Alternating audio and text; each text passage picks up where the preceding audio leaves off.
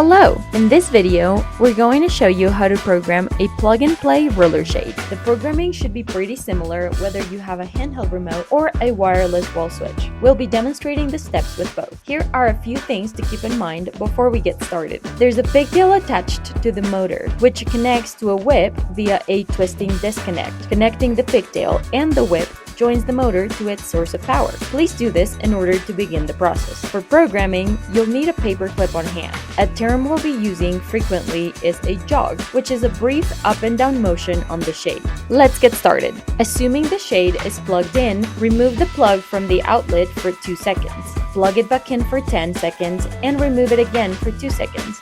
Then leave it plugged in. The roller shade will jog once. Find the red programming button located in the back of the remote, and on the wall switch, the programming port is located next to the up and down buttons. Insert the paper clip and press and hold for approximately 20 seconds or until the roller shade jogs twice.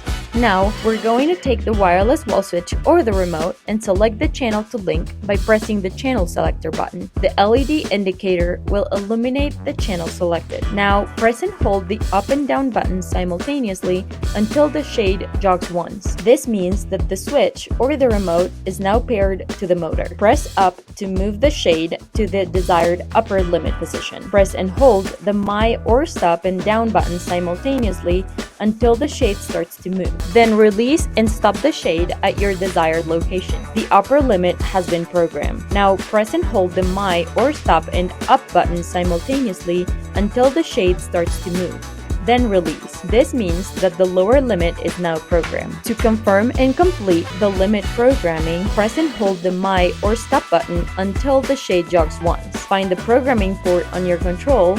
Insert the paper clip briefly and press. There's no need to hold down. The shade will jog once to indicate it is in user mode, which means it's ready for guests to use.